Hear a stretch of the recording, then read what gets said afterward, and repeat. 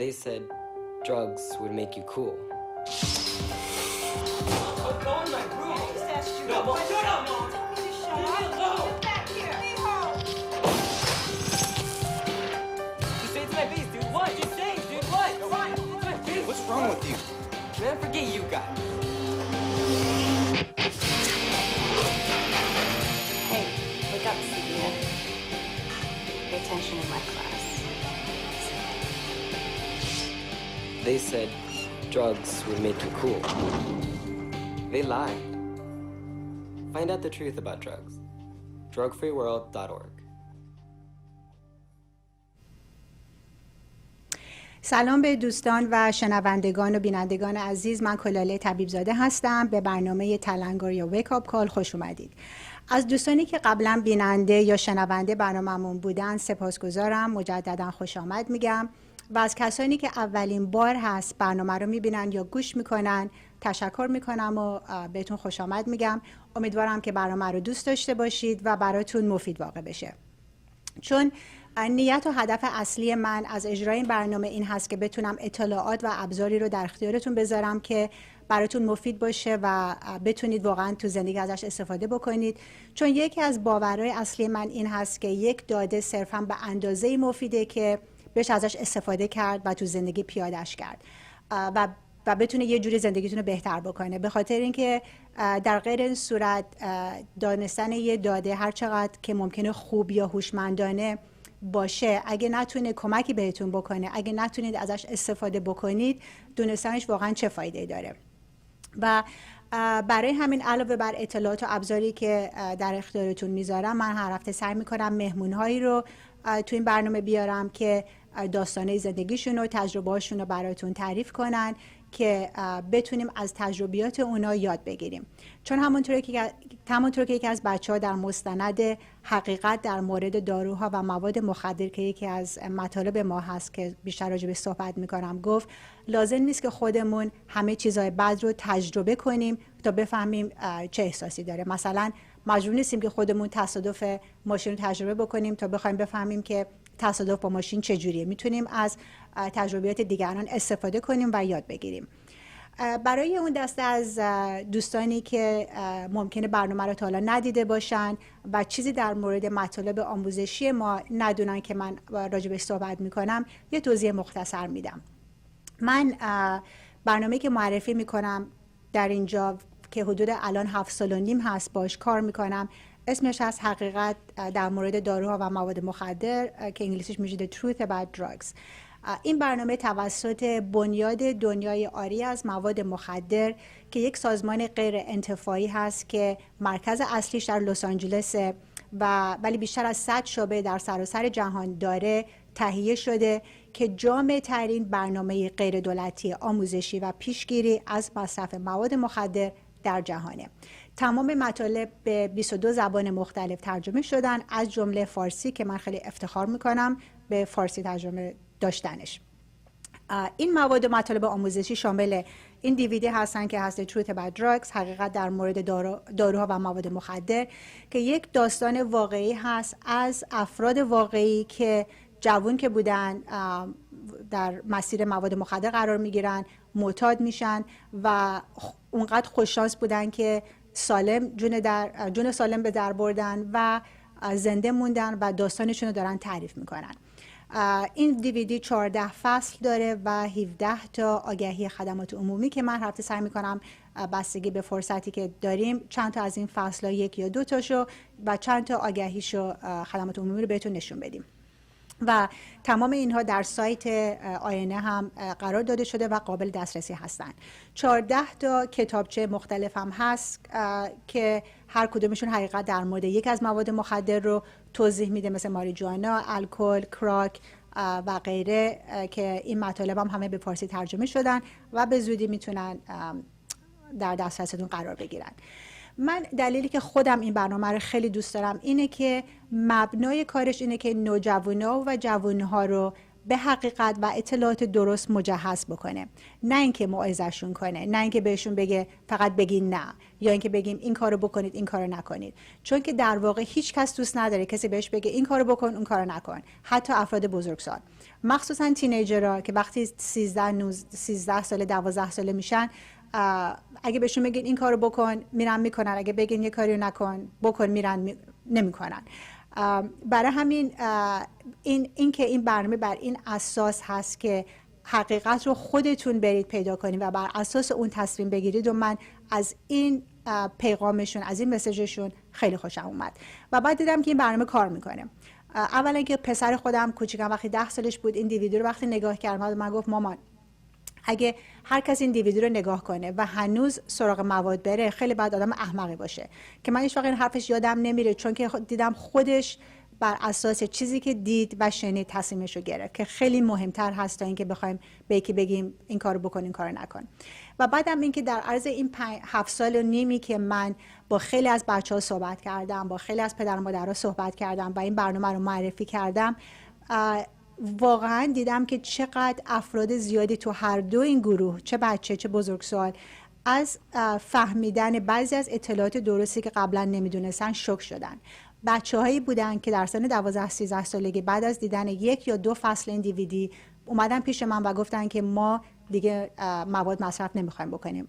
خودم باورم نمیشه که 12 ساله ماریجوانا مصرف میکرد و حتی الکل هم خورده بود و حتی خیلی بزرگسالا، چون این دور زمان متاسفانه با این شبکه‌های اجتماعی، با این سوشال میدیا، با این تلویزیون ها، برنامه ها، انقدر پیغام های مختلف و خیلی اوقات اشتباه به همه داده میشه، مخصوصا در مورد مواد مخدر که خیلی سخته آدم بتونه تشخیص بده چی درسته چی اشتباهه، چی حقیقته چه حقیقت نیست. و من برای همینه که خیلی به بچه‌ها میگم و حتی به بزرگا میگم که شما هر تصمیمی که میخواید بگیرید در زندگیتون که در مورد هر چی، حالا مواد مخدر خیلی مهمتره چون که میتونه زندگی خودتون و حتی زندگی اطرافیان عزیزان رو واقعا نابود کنه، برید حقیقت رو خودتون پیدا کنید و حقیقت رو باید از کسی پیدا کنید در بیابید که منفعت شخصی نداشته باشه، به نفعش نباشه که شما مثلا اون جوینت اول ماریجوانا رو بکشید یا نکشید. چون که حتی اگه دوستتون باشه بخواد بهتون مواد بده، اگه میخواد پدرتون باشه، مادرتون باشه، هر کی میخواد باشه، کازنتون باشه، دختر خاله، پسر خاله، یه منفعت شخصی دارن که میخوان شما رو به مواد معرفی بکنن، به خاطر اینکه حقیقت موضوع خیلی فرق میکنه به اینکه چیزایی که خیلی اوقات الان هنرپیشه‌ها یا خواننده ها رو آوازاشون دارن میخونن یا دارن نشون میدن که جذابه یا خیلی خواستنیه یا طبیعیه یا عادیه، ولی حقیقت اینه که هیچی طبیعی یا عادی در مورد مصرف مواد، حتی ماریجوانا که الان به نظر میاد هیچ نیستش. چون میگم واقعا هم الان مثل اینکه فرهنگمون یه فرهنگی شده که قرص خوردن برای هر بیماری جزئی، هر درد جزئی خیلی عادیه. آدم نگاه نمیکنه که علائم بعدش چی ممکنه باشه، چه اثری ممکنه بذاره. و دوباره میگم من پیغامی که هر هفته سعی میکنم بگم و خیلی تکرار میکنم اینه که حقیقت رو خودتون در بیابید در مورد هر چیزی، مخصوصا مواد مخدر.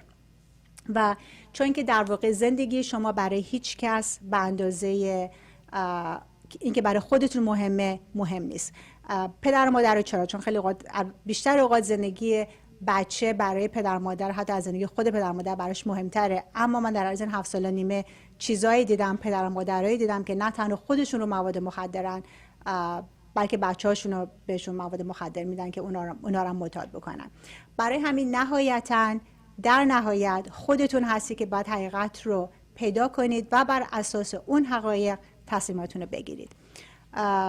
و حالا میریم به میخوام اولین فصل دیویدی حقیقت در مورد داروها و مواد مخدر رو ببینیم و بعد من مهمون امروزمون رو معرفی میکنم که اولین بار که ملاقاتش کردم و داستان زندگیشو به هم گفت خیلی تحت تاثیر قرار گرفتم و با من به خیلی مدرسه ها اومده، با خیلی بچه ها صحبت کرده و فکر میکنم شما هم از صحبتش خیلی لذت ببرید. حالا فصل اول رو با هم ببینیم.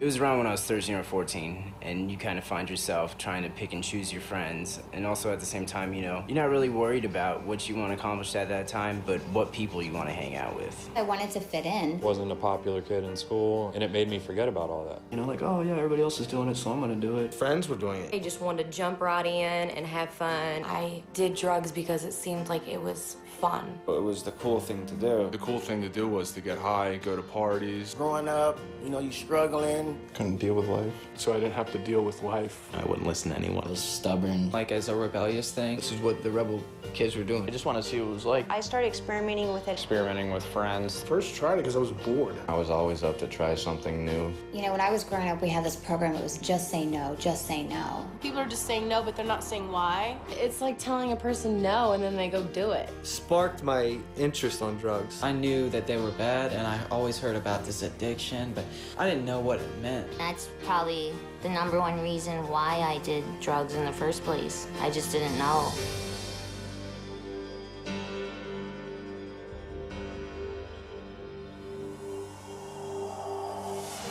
Drugs are everywhere. They're in magazines, movies, TV shows, you know, billboards.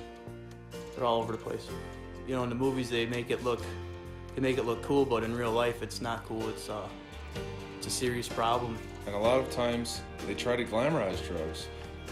Like make drug dealers or getting high look cool, but that's only in the movies. In real life, it's a whole different story.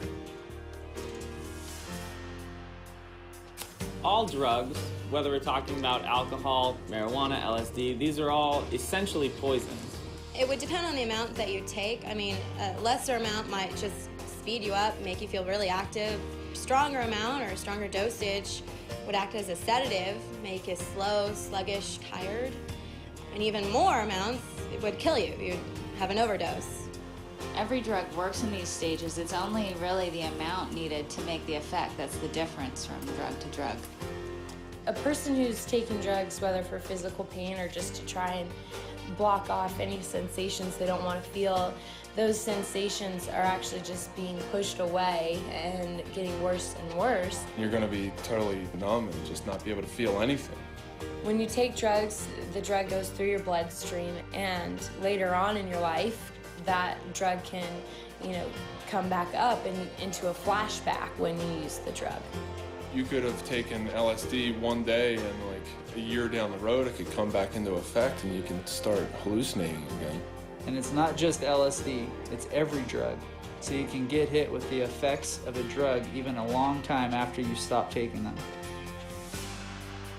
Drugs definitely affect the mind. Everything you see around you is different than what's really going on. You can't hear correctly, see correctly. All of your senses are totally thrown off. Your perception is definitely distorted. It makes it dangerous for you and others because you don't know what's going on. You can't handle things, you know, the way they're supposed to be handled.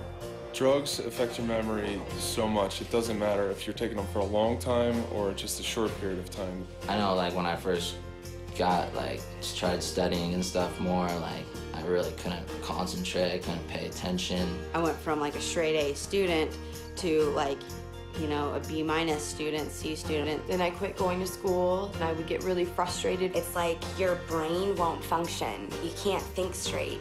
Like everything is messed up. I never got anything done.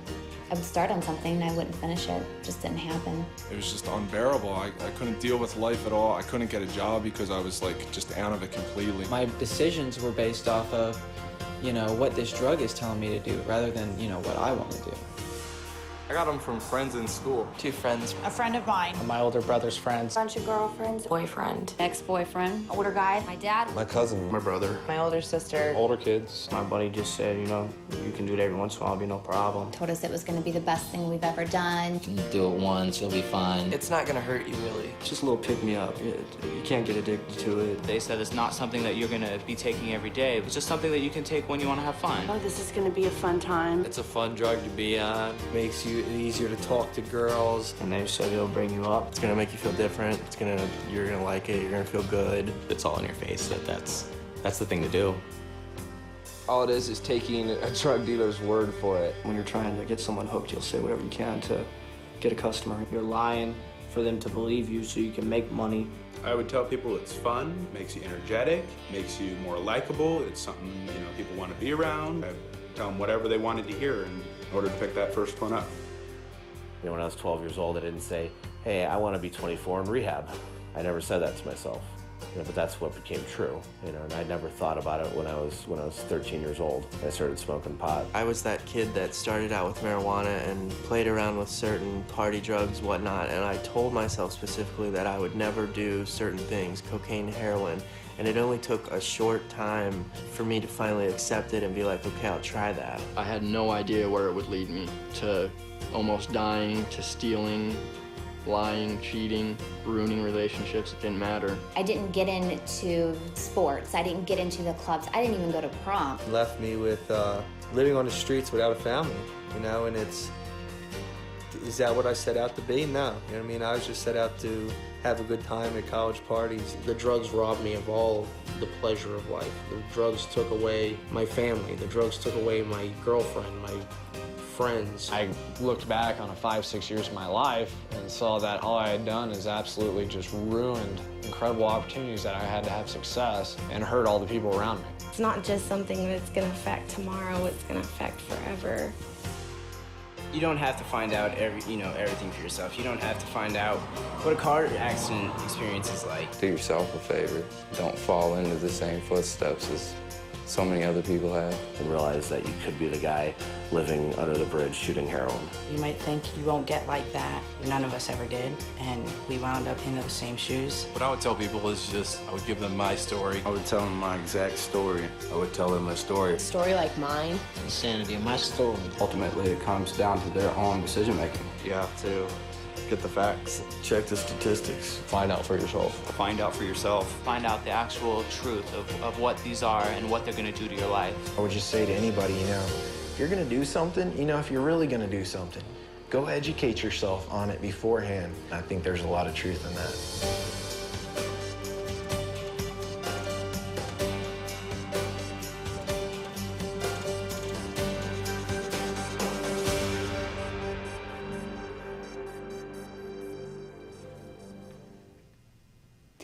سلام دوباره، من کلاله طبیب زاده هستم. برنامه تلنگر یا ویکاپ کال.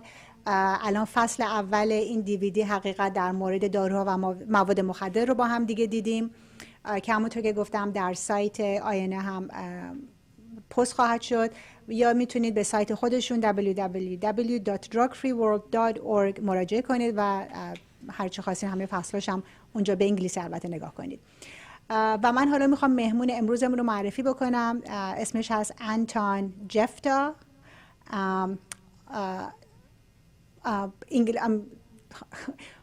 چون آمریکایی نیستش، اهل آفریقای جنوبی هست، ساوت آفریقا، ولی من باهاش به انگلیسی صحبت خواهم کرد و سوالمو ولی بعد ترجمه میکنم به فارسی.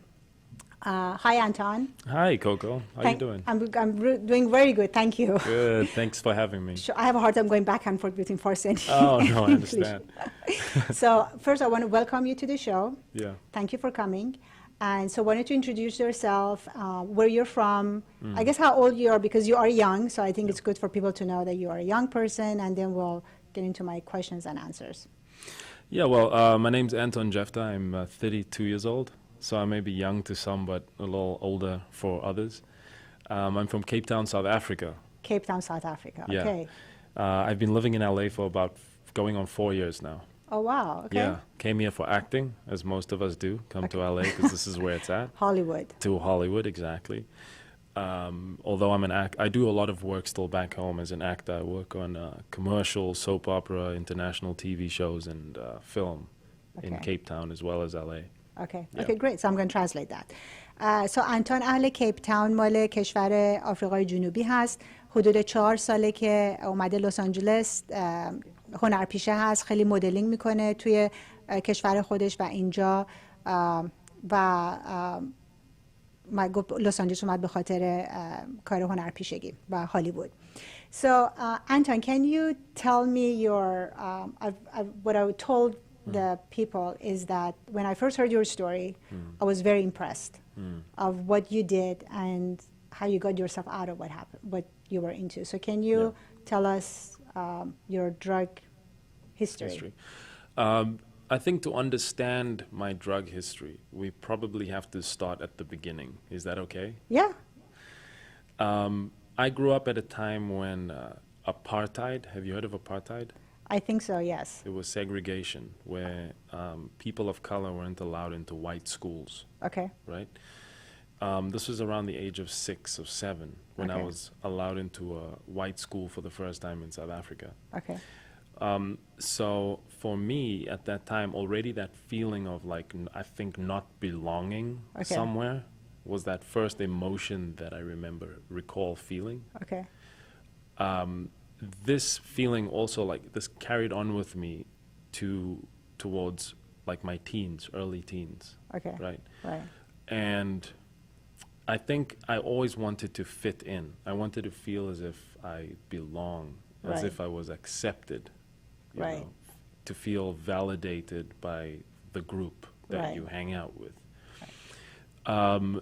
So for me personally, looking back, please stop me if you want to translate. No, that's fine. So let me translate that from that time. Okay. Okay, good. So چیزی که انتون گفت این بود که تو آفریقای جنوبی اونجا که زندگی میکرد از سن 6 سالگی دورانی بود که سیاه‌پوستا و سفیدپوستا نمیتونستن با هم دیگه باشن و برای همین از اون کوچیکی از اون 6 سالگی احساس میکرد که به گروهی تعلق نداره و وقتی مدرسه رفت برای همین گفت از اون موقع اون ایموشنال چیز احساسش رو داشت که میخواد تعلق داشته باشه به گروه، میخواد قبول بشه، میخواد توی گروهی باشه که قبولش میکنن و ردش نمیکنن. از اون کوچیکه گفت اون باور رو، اون احساس و اون فیلینگ رو تو خودش داشت. Okay, go ahead. Yeah, so I think with understanding that psychology of feeling those type of emotions of wanting to belong comes a certain level of you're curious and you reach for things that people present to you because you, as I said, you want to fit in. So when I went into high school now for the first time, 13 I think was probably the first time 13 was the first time I did marijuana. Okay, wow. Because at that age and now being new to high school and with all the pressures coming from all over, you want to maintain a certain level of you want to be cool, you want to fit in, you want everybody to think that you're just like them, that Right. you're normal. So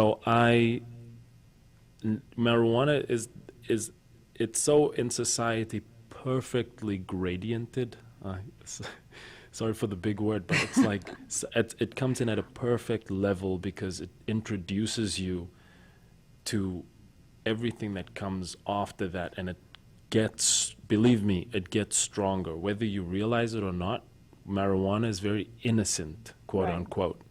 So, quote unquote, everyone is doing it. So it's like, okay, I don't think this is going to hurt me. Right. So you do that, and then slowly, little by little, life chips away at you, and then before you know it, you're doing a lot stronger drugs because you're chasing that impulse of wanting to escape. Right. Okay, good. So Yeah. that's a very good thing you said about marijuana. That's very true. گفتش که برای همین 13 سالش که بود که وارد دبیرستان میشه، اون موقع بود که هنوز اون احساس ایموشنال رو داشت که میخواست به یه گروهی تعلق بگیره و اون از 13 سالگی بود که برای اولین بار ماریجوانا رو امتحان کرد و گفت توی مدرسه که هستی میخوای مثل بقیه باشی، میخوای نرمال باشی مثل بقیه، میخوای مثل بچهای باحال باشی و برای همین همه اون ایده ها هستش که شروع به مصرف میکنی. و چیزی که راجع به ماریجوانا گفت که خیلی جالبه، گفت ماریجوانا یه حالتی داره که مثل این که اینسنته، مثل این که یعنی کاری نمیکنه، کار سخت، کار مشکلی نمیکنه، اعتیاد به وجود نمیاره و به نظر میاد یک قدم خیلی ساده و ساده‌ایه که آدمو بندازه توی اون دام اعتیاد، به خاطر اینکه به نظر میاد هیچی نیست، به نظر میاد بیگناهه و باعث نمیشه که به مواد قوی تر برین، ولی گفتش که باور کنین که 100% باعث میشه که به چیزای قوی‌تر و قوی‌تر بریم، به خاطر اینکه همونجوری دنبال اون نشگی هستین که ماریجوانا اول بهتون داد. So and then what happened after you tried marijuana? Well, yeah, at the time also I have a very strong and loving family. 3 sisters, my parents, I was very, we were in, you know, we had a great relationship, the whole family. And then I started smoking marijuana around the age of 13. And for the next 4 years of my life, I was going to like be smoking on a full-time basis. And just marijuana? At the time, yes, just marijuana for sure. And alcohol. Alcohol and marijuana was a big part of my life from the age of 13 to 17. Wow. And did your parents know? They caught me about twice, but I would always lie to them. I would always make it seem as I would spin a story in a way that I would always get away with it for now. Okay. You know. But as life, you know, how things always happened, it always, whatever you do in life always catches up with you. Right. You don't always realize it when you're 13 years old. So with marijuana, I was, and with now being a teenager, I think was the first time I felt a separation from my family, where I no longer felt the connection. Mm-hmm. I no longer felt like communicating with them. In fact, I felt like most of my life was me trying to hide things from them. Okay. You know? And as you get older, you realize that you are actually just shooting yourself in the foot because you're hiding things from the people who love you and want to support you the most. Right. You know? So... Okay, let me translate that. Okay. Okay. So از 13 تا 17 سالگی گفت تمام مدت ماریجوانا استفاده می‌کردم و الکل مشروب مصرف می‌کرد. و گفتش که از یه فامیل خوبم اومده، خیلی دوستش داشتن، به هم دیگه خیلی نزدیک بودن. 3 تا خواهر داره و ولی در از اون 3-4 سال در از اون 4 سال سعی کرد که اینو از پدر مادرش و فامیلش پنهان کنه و بهشون دروغ میگفت. و یه چیزی که گفت خیلی جالبه این که وقتی به پدر مادرت، به کسایی که واقعا بهترین رو برات میخوان، داری به اونا دروغ میگی و میخوای ازشون پنهان بکنی و ارتباطت رو سعی میکنی باشون قطع بکنی، مثل اینکه داری از پشت به خودتو داری اذیت میکنی. یعنی ضررش آدم خودش بعدم میبینه که داره میخواد به پدر مادرش، از پدر مادرش جدا بشه یا میخواد باش ارتباطشون رو کمتر بکنه. الان یه بریک کوتاه میگیریم، یه آگهی خدمات عمومی با هم نگاه میکنیم و با هم برمیگردیم.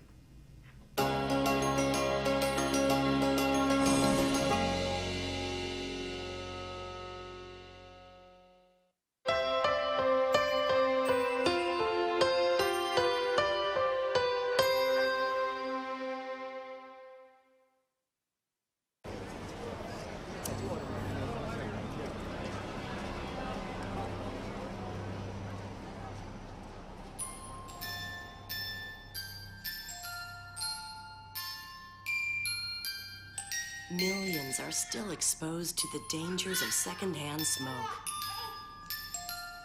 And some of them can't do anything about it. But you can. Protect your family. Visit tobaccofreeca.com.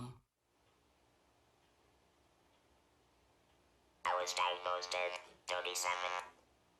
I had 2 children, made the kids' lunches, took them to school, was on the PTA. I started to feel tired, that I thought I had swollen glands.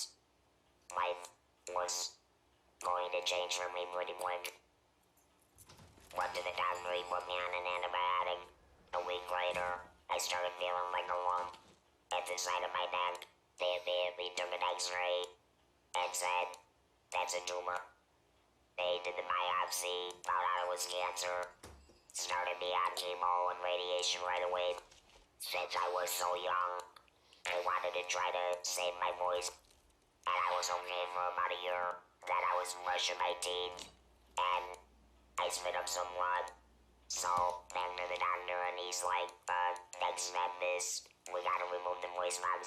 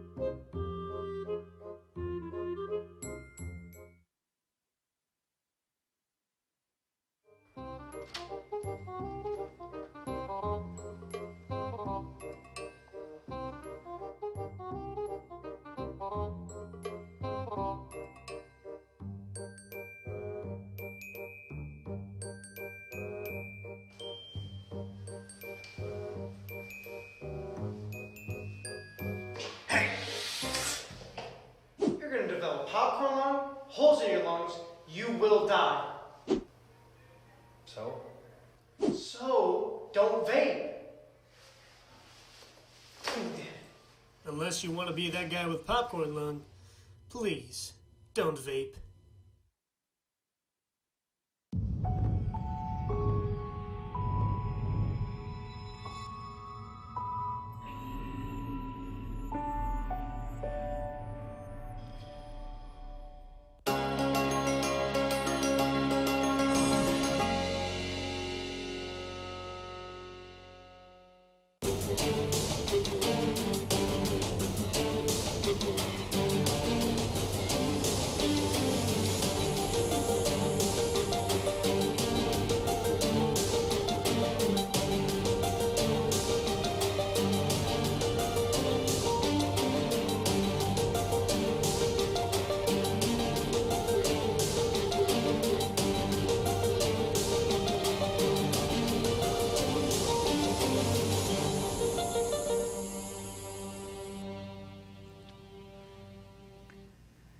خب برگشتیم به برنامه تلنگر. کلاله هستم با مهمون عزیزم انتان. صحبت کردیم که 13 تا 17 سالگی ماریجوانا مصرف میکرد، مشروب میخورد و سعی میکرد همه اینا رو از پدر مادرش پنهان کنه و اینکه این پیامو که چقدر به خودتون ضرر میرسونین به عنوان وقتی بچه هستیم که میخوایم از پدر مادر، کسایی که بهترین رو برای ما میخوایم ازشون دوری کنیم و چیزا رو ازشون پنهان کنیم و قایم کنیم.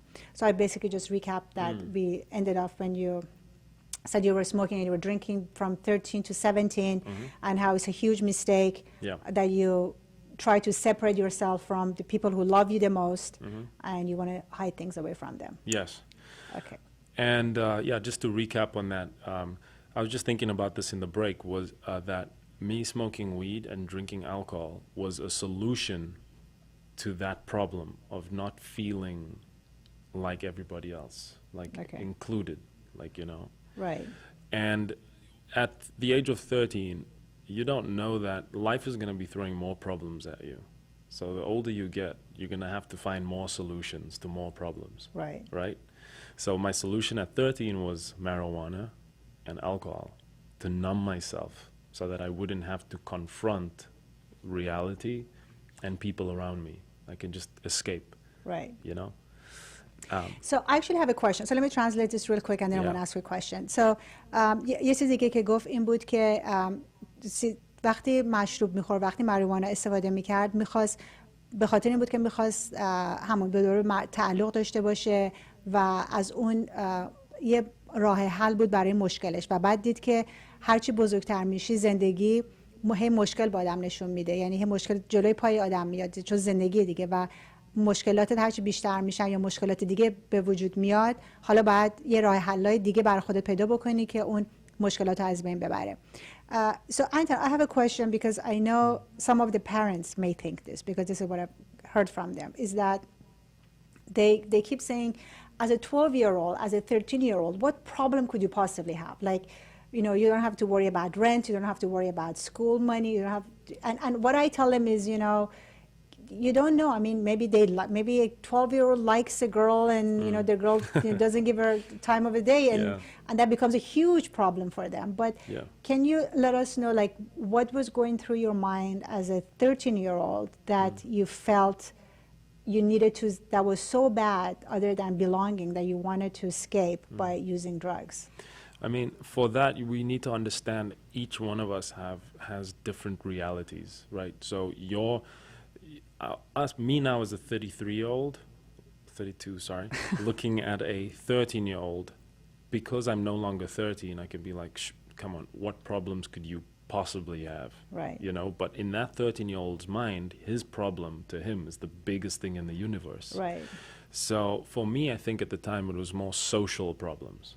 Okay. You know, it's when we all get older as well, it's also definitely social issues never disappear. But I think it was more social in terms of, wanting to get along, wanting to feel normal, wanting to escape being bored. I think one of the biggest reasons for me, because I was always curious, you know, and there's nothing wrong with curiosity. Right. And being bored, there's nothing wrong with boredom, because that is an emotional state that we've all felt. So you cannot make the child wrong for feeling bored. But for me, the first time doing drugs was because of feeling bored and feeling curious. But I just wasn't guided as to what to do with my curiosity and what to do with my boredom. Right. Very good. So let me translate that. من سوالی که کردم این بود که من این سوالو خیلی از پدر و مادرام میگیرم، این که مثلا یه بچه 12-13 ساله چه مشکلی میتونه داشته باشه که حالا میخواد بره مواد استفاده بکنه که از این مشکلش مثلا رهایی پیدا کنه. و حرفی که من خودم به پدر و مادرم میزنم و انتون هم گفت این که وقتی بچه هستین، هر کسی در هر استیج زندگیش، در هر مرحله زندگیش مشکلایی داره که ممکنه بعداً حتی خودش فکر کنه که اون اصلا مشکل نبود در مقایسه با مشکلی که مثلا الان باش واجه هستم.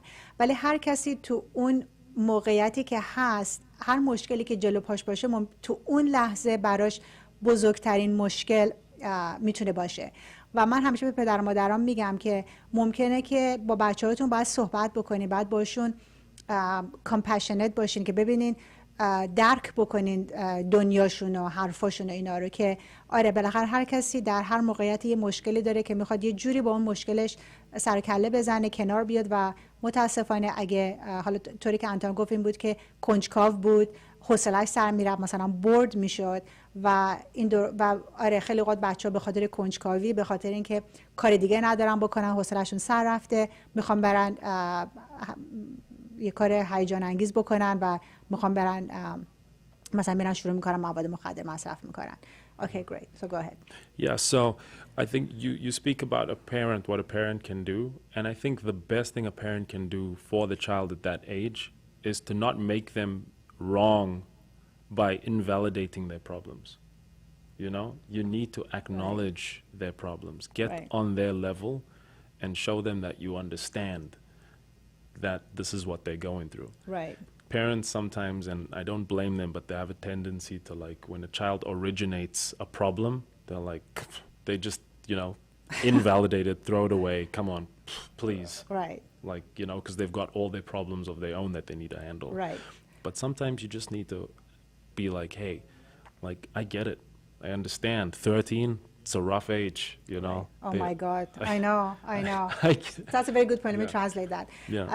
انتون چیزی که گفت این بود که به عنوان پدر و مادر که منم گفتم، ولی اینه که خودتون رو تو اون سطح بچه‌تون بیارین و ببینین که چی میگذره تو اون دنیایش، باش صحبت بکنید و اگه یه مشکلی داره بهتون میگه اون مشکلش رو زیر پا نذارین، نگین که نه بابا این که چیزی نیست، بعد ببینید مثلا بچهای دیگه چه مشکلی دارن، چون اون به نظر خود اون خیلی مشکل بزرگی هست. و اگه ما به عنوان پدر و مادر بقولیم این ولیدیت بکنیم، مثلا بگیم که نه این که مشکل نیست، من خودم انقدر مشکل دارم که الان نمیتونم نگران مشکل تو باشم، این بدترین کاری که میتونیم بکنیم و همش باعث میشه که بچه خیلی بیشتر و بیشتر بخواد از ما فاصله بگیره، چون فکر میکنه که ما درکش نمیکنیم، ما نمیفهمیم مشکلش و نمیتونیم کمکش بکنیم. Very good point. Yeah, so I think, it's understanding. It's, I think for me personally, why I started wanting to explore all these feelings and numb down my emotions was feeling misunderstood. Okay. Not being properly acknowledged as a kid. And we just touched on that. Right. And then, you know, going through school, going through high school, naturally now at the, you know, the next step is university. And along with going to university now comes another whole realm of uncertainty about your future. Right. And expectation from parents and family. And so you've got a new void that you need to fill in your life. And that's when I started doing stronger things. Because now you go to parties and it's not just weed being offered to you, it's ecstasy, MDMA, cocaine, methamphetamines. Oh my God. And I couldn't say, I was always, because I had that initial impulse, 13-year-old Anton, curious, misunderstood, always down for whatever. You give something to me, you put it in front of me, I'm not going to turn it away. I'm going to be like, yeah, I want to try this. And that's when a whole new world of experimenting opened up to me. Right. Yeah. Wow. So گفتش که بعد که دانشگاه رفت، حالا وقتی دانشگاه میری دیگه مشکلات عوض میشن و مشکلات که عوض میشن حالا بزرگتر میشن و حتی تو اون محل تو حالا مواد مخدر دیگه معرفی میشن مثل اکستسی، کوکائین و شیشه، کریستال مت. و چون که ماریجوانا استفاده کرده بود از 13 سالگی دیگه الان نمیتونست بگه، نه که نخواد بگه ولی گفت دیگه خب گفتم که حالا اینا رو هم امتحان میکنم. و این درست حرفی هستش که توی این دیویدی هم بچه‌ها صحبت میکنن راجبش، اینه که وقتی شما با ماریجوانا شروع میکنید با کسانی دوست میشید، کسایی دور براتون میان که مواد مخدر دیگه هم دارن، برای همین زودتر یا دیرتر مواد دیگه هم در دسترستون جلوتون قرار داده میشه و شما چون که ماریجوانا استفاده کردین حالا سراغ مواد دیگه هم میرین و اونا رو هم میخواید امتحان بکنین. And that's exactly what I said also, that how on the DVD it says the problem is with marijuana particularly is when you start with marijuana, sooner or later you're going to be faced with people who are going to bring you other drugs. Yeah. And you're going to try it. For sure. And say, why not? Yeah. You've already broken that ethical code with yourself in the past. So there's nothing to hold you, your integrity together to be like, no, don't do that. Right. You're like, at that stage, I'd already felt what it feels like to be high and to not be fully, present, that I was like, I want to see where else my mind can go. Oh, wow. To be even more separated from self. Right. Okay, let me translate that. So حرفی که زد گفتش که چون که ماریجوانا رو امتحان کرده بودم و اون نشگی رو تجربه کرده بودم، حالا کنجکاو بودم که مواد مخدر دیگه که استفاده میکنم اونا چه جور نشگی میتونن بهم بدن، حالا چه استیت ذهنی میتونم پیدا بکنم، حالا این ماده چه احساس اون جدایی ذهنی رو میتونه بهم بده. اون کنجکاویش هنوز ادامه داشت که مواد دیگر هم امتحان کنه. And then also, coupled with all of that, you have all these opinion leaders that you look up to. You're growing up, you're listening to hip-hop music. You are watching MTV. Right. You are watching movies, things that pump into the world that it's okay. Right. I remember a song like Smoke Weed Every Day was out when I was in my teens, and I was like, okay, right now I'm smoking only Saturdays and Sundays. Maybe I should up my game. Really? Yeah, it affects you. God. It's like, okay, cool, I can probably do a little bit more. That's amazing. And you're seen to be more cool because you are adhering to what is expected of you in society. And what the singer is singing. And what the singer is saying. Because kids are like, they look up to these celebrities so much. Yes, they like do. If they're doing it and they're so successful and they make so much money, that means it's okay. Yeah, and what we don't see is that there's always a select few, a group of people that are profiting of these messages that the opinion leaders are putting out there. Right. Even in songs today, you'll notice that retail companies are even doing it more. Now they're putting like their brands in songs. Right. Like they contact the rapper or the artist and they're like, I want you to throw in, can I say brand names on the station? Yeah. Like I want you to throw in like Versace. In a song. And then the rapper's like Versace, Versace, Versace, Versace. know? And that is like, it imprints in our minds. We're like, wow, okay, Versace's cool. I need to buy more of that. I need to use more of that. That's very true. So if you tell an artist, listen, talk about weed, talk about psych drugs, talk about popping Molly, you know. Yeah. Because someone throughout the lines going up is profiting of these messages. Right. Fantastic. Yeah. I know. Very good point.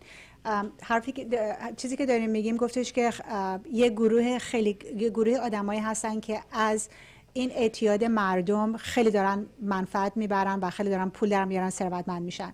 و اینکه خیلی آهنگایی که الان خیلی مثلا آهنگای رپ رو اگه گوش بکنین توش خیلی پیام‌های استفاده از مواد مخدر هست. و اینکه یه داستانی که گفتش که وقتی 13 سالش بود یه آهنگی خیلی معروف شده بود اونجا که میگفت هر روز هفته علف بکش. و اون گفتش که من اون روز اون موقع فقط شنبه مصرف میکردم. بعد گفتم که آهنگری که گوش گفت پس اشکالی نداره که هر روز هفته یا بیشتر استفاده بکنم و شروع کرد بیشتر استفاده کردن. چون بچه‌ها خیلی به خواننده ها گوش میکنن و این خیلی آهنگایی که میخونن. و چیزی نکته که جالبی که گفت این بود که یه مثلا تهیه کننده یا یه پرودوسر یه برندی میره یه آرتیست رو بهش عالمه پول میده که اون برندش رو مثل ورساچی مثلا تو آهنگش بخونه، یا مثلا یکی بیاد رو آهنگش بخونه که اکسسی استفاده کنین، مالی، چون اینجا بهش میگن مالی هم میگن، مالی استفاده بکنین. و بچه‌ها که به این آهنگا گوش میکنن خیلی اوقات این آهنگا رو هم حفظ میکنن و توی اون ذهن ساب کانشسشون میره، خیلی ناخودآگاه باشون استفاده مواد خیلی عادی میشه، خیلی طبیعی میشه. و به عنوان پدر و مادر ما باید دوباره میگم تو زندگی بچه‌هاتون باشید، ببینید به چه آهنگایی گوش میکنن، اون شعرهای آهنگا رو گوش کنید، ببینید که چی داره، پیغامی داره بچه‌تون با اون هدفونش هر روز داره بهش گوش میکنه، ببینید چیه، ببینید رو تلفنش چی داره نگاه میکنه. اینا خیلی پیام‌هایی دارن به بچه‌ها میدن که واقعا درست نیست و به عنوان پدر و مادر باید شما گوش کنید و ببینید که اونا چیکار دارن میکنن. It's a very good point about this song. Yeah, it's so true. Yeah. It's so true. And then before you know it, you're just in this trap of mind-altering drugs. You know, you're doing it habitually. I think I told you like the strongest drug that I've done for sure for me personally was crystal meth. Crystal meth. Yeah, like I've done crack cocaine, I've done MDMA, LSD and meth. But I think meth was for me definitely the most addictive, you know. I would do it and a day or two later I would be looking down the alleyways in the hood that I grew up in, because I grew up in what you would call the hood, right, in South Africa. But I noticed a shift in my frame of mind where with other things that I've tried, I can go like weeks without it. With meth, 2 days after doing it, you'd start looking around for people who are doing it because you need it again. You want it so badly. Oh my God. So let me just say that. گفت از تمام موادی که مصرف کرد که ماریجوانا بود، کراک کوکین بود، اسید بود، شیشه بود، از همشون بدتر و ادیکتیوتر شیشه بود، کریستال مت. که گفت من بقیه‌شون رو میتونستم مثلا چند هفته بدونی که مصرف بکنم بگذرونم، ولی با کریستال مت، با شیشه 2 روز بعد تو خیابونا کوچه پس کوچه ها دنبال یکی میگشتم که ازش بخرم. What was the result? Like what happened with crystal meth? I think firstly, the sensation that crystal meth gives you, you know how I spoke about when I was 13, that weed at 13 solves your problems then. Right. When you're 20 years old and doing crystal meth, all the new problems that you have in that moment just go away while you're high on crystal meth. Right. It feels like the best day you've ever had, you know, and you feel like a know-it-all. Like all of a sudden you're quote-unquote social. You have things to say. You're completely chemically released from the world. So you feel fantastic. You feel great. And it tastes good when you do it. But the next day is, from what I recall, is always horrible. You feel like you haven't slept. You don't have an appetite. You feel a little bit unhygienic and sweaty. You've been grinding your teeth all night. To this day, I'm still doing work on my teeth, fixing my teeth up from all the damage that I've done to my mouth during those years. Right. You know. Oh wow. So چیزی که گفتم که با کریستال مت چه اثری داشت و اینکه اینقدر از همش بدتر بود، گفتش که وقتی مصرف میکنی خیلی احساس خوبی میکنی که انگار تمام مشکلاتت از بین رفته، یه دفعه اجتماعی شدی، میتونی با مردم حرف بزنی و احساس خیلی خوبی داره، ولی روز بعدش یکی از بدترین تجربه هاست که خیلی احساس بدی میکنی، تمام دندونا، هنوزم دارم رو دندونام کار میکنم به خاطر اون گرایندی که میکنن وقتی شیشه مصرف میکنن و خیلی اثر افتش خیلی بد هست و برای همینه که آدم میخواد دوباره بره پیدا کنه که دوباره اون حالت رو داشته باشه. And then then I would say alongside all of that also you feel like the distance being created between you and your family. You're no longer in communication with them. So you are hiding all these things. You're living a life in the shadows, being awake all night, sleeping during the day. You're just completely out of touch with reality. Right. And one of the turning points for me, I think, was when I was about 21, was when I was arrested for possession of cocaine.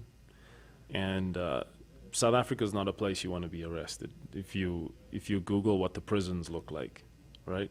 Because I spent 2 days inside, and that was 2 days that was an eye-opener as to the type of life you could create for yourself if you aren't smart enough to know when to pull out. My God. Yeah. Is that when you quit? No. That wasn't bad enough, huh? That wasn't bad enough, no. But that's what addiction does. It was an eye-opener, but I was too blind still at that time to know that I should probably cut it out. But that's amazing. Yeah. That which addiction does is that even after spending 2 days in like a really one of the worst prisons, as you say, jails, you come out and you still you still go after it. Yeah, it's the impulse, the urge that you have created within yourself to want to try these drugs is so strong that you can't just. It's really tough to change your mind and be like, I'm done. Right. Well, that's what addiction is. To keep addiction. doing something that is killing you, but you keep doing it. Yes, even though it's harming you, you continue. You carry on. You notice that I'm lying to my family. I'm lying to my friends. The people that care the most about me, I'm hiding away to go and do this in the bathroom and then coming out as if I've just been hanging out somewhere. Or you just hide things from them. Right. And it damages your relationships. It damages your ability to learn anything. At the time, I had goals to want to be a professional sportsman, but I injured myself. You're not as competent and reliable as you should be as well. Right. You start making these little errors and little mistakes that the world, unfortunately, when you become older, is not going to be as forgiving. Right. Right. When you get older, you realize 1-2 mistakes, you're out of a job. Right. Yeah. Yeah, exactly. They're not tolerant. The tolerance goes less and less the older you become. Right. And that's why it's so important to try and learn as early as possible to do actions which are more geared towards survival, other than just damaging yourself, damaging your mind, because that is your greatest tool that you're going to have. Right, exactly. So گفتش که 21 سالش که بود به خاطر اینکه کرک کوکین با خودش داشت توی زندان میره و تو زندان ساوت آفریقا هم گفتش که یکی از بدترین زندان ها میتونه باشه، ولی گفت اعتیاد انقدر چیز بدیه که حتی وقتی برگشت بیرون هنوز ترک نکرد، قطع نکرد مصرفو و گفت اعتیاد یه چیزیه که هر کاریو که فکر میکنین هیچ وقت نخواهید کرد، دروغ گفتن به پدر مادراتون، دزدیدن، کسی رو ندیدن، فرار کردن از دوستاتون، اعتیاد باعث میشه همه اون کارهایی که فکر میکنین هیچ وقت نمیکنید رو بکنید و هرچی بزرگتر میشه، سنتون بیشتر بالا میره، دیگه اون اجتماع، دیگه اونقدر که وقتی کوچیکتر بودین شاید بهتون آوانس میداد و دیگه نمیده وقتی بزرگتر میشین. برای همین وقتی کوچیک هستین سعی کنید که جوانتر هستین همه اطلاعات و حقایق رو واقعا در بیابید، واقعا تصمیماتون رو سعی کنید تصمیمات درست بگیرید که روی زندگیتون بعدا خیلی اثر میتونه بذاره. Anton, so how long have you been clean now? I've been clean since the age of 27. So about 5 years. 5 years. Yeah. And being clean is what has led me to, it's not a long time, but within 5 years from the date of deciding to stop all drugs to now, so much good has been happening in my life. Like the reason that I stopped, I am here today in Los Angeles. I've decided to move to America and LA because I decided to stop doing drugs. I could, for the first time, think clearly. I became a lot more ambitious. Okay. I started becoming more motivated, you know, when I stopped.